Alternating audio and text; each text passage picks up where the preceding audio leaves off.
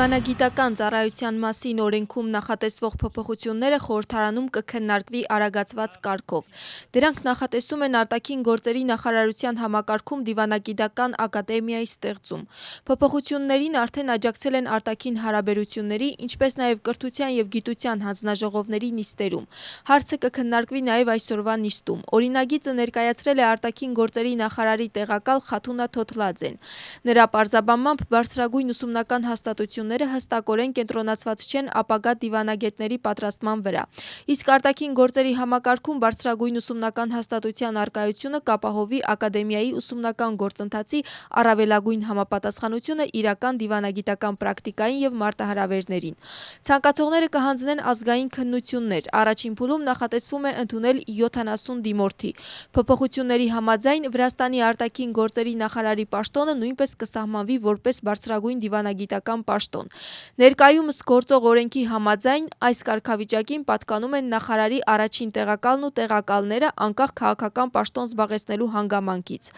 Արտաքին գերատեսչությունը կարծում է, որ բարձրագույն դիվանագիտական պաշտոնյայի կարգավիճակը որպես դիվանագիտական հաստատության ղեկավար պետք է ունենա նախարարը։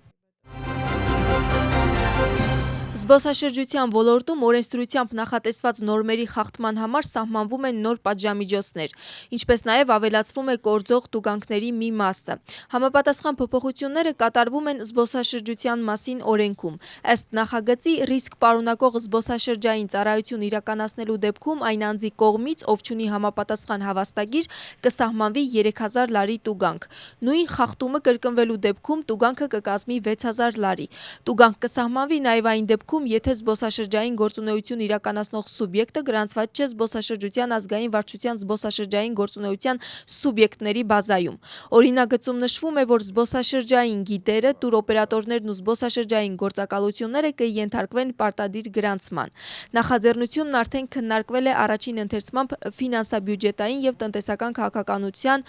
հանձնաժողովներում։ Այսօր Վրաստանի խորհրդարանի լիագումար նիստում կլսեն Ազգային բանկի 2025 թվականի հաշվետվությունը։ Պատգամավորների առջև ելույթ կունենա Նաթիա Թուրնավան։ Հաշվետվությունը ներառում է գումարավարկային, արժութային և վերահսկողական քաղաքականության վերանայումը, ինչպես նաև աուդիտ անցած ֆինանսական հաշվետվությունը։ Ըստ փաստաթղթի, միջին տարեկան գնաճը չափավոր շեղվել է նպատակային 3% ցուցանիշից և հասել 3,9%-ի։ 2025 թվականին ուժեղ մակրոտնտեսական գործոնները Ազգային բանկին հնարավորություն են տվել զգալիորեն համալրել միջազգային պահուստները։ Այս միտումը շարունակվում է նաև այսօր։ 2026 թվականի ապրիլի դրությամբ պահուստների ծավալը գերազանցում է 6 միլիարդ դոլարը։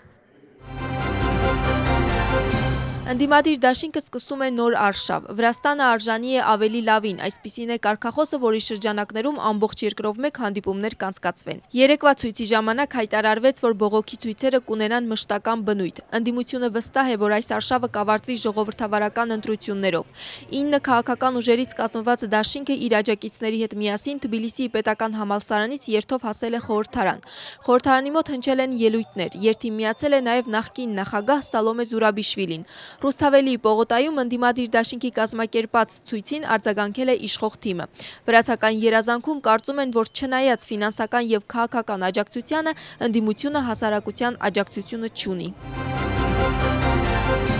ՄԱԿ-ի անդամ երկրները դատապարտում են Ռուսաստանի կողմից Ուկրաինայի խաղաղ բնակչության դեմ իրականացվող հարձակումները։ Համապատասխան համատեղ բանաձևը տարածում է ավելի քան 50 երկիր, որոնց թվում է նաև Վրաստանը։ Փաստաթուղթը տարածել է ՄԱԿ-ում Ուկրաինայի մշտական ներկայացուցիչ Անդրեյ Մելնիկը։ Մայիսի 23-ից 24-ի գիշերը Ռուսաստանի զինված ուժերը Ուկրաինայի դեմ իրականացրել են ամենամասշտաբային համակցված հարձակումներից մեկը։ Հարձակման մեջ կիրառվել են հարյուրավոր օդային զինատեսակներ, այդ թվում բալիստիկ և թևավոր հրթիռներ, ինչպես նաև անօդաչու թռչող սարքեր, ինչի հետևանքով զոհվել և վիրավորվել են բազմաթիվ խաղաղ բնակիչներ։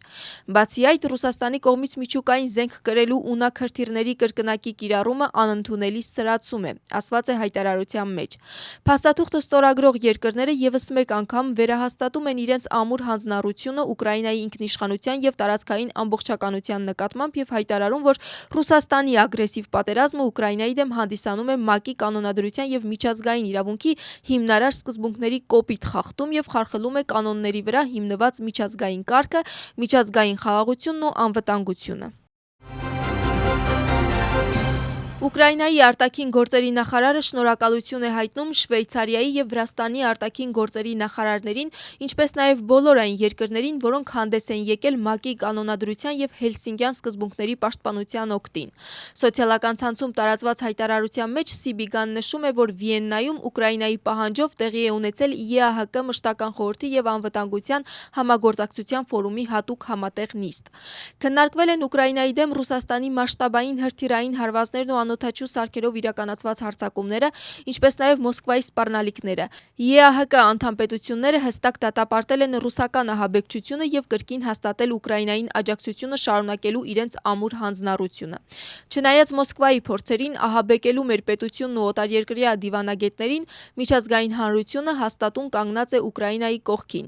Անձամբ շնորհակալ եմ իմ շվեյցարիացի եւ վրացի գործընկերներին Իգնացիո Կասիսին եւ Մակա Բոճորիշվիլիին իրենց առաջնորդության համար, ինչպես նաև բոլոր այն երկրներին, որոնք այսօր հստակ հանդես եկան ՄԱԿ-ի կանոնադրության եւ Հելսինկյան սկզբունքների պաշտպանության օգտին, գրում է Ուկրաինայի արտաքին գործերի նախարարը։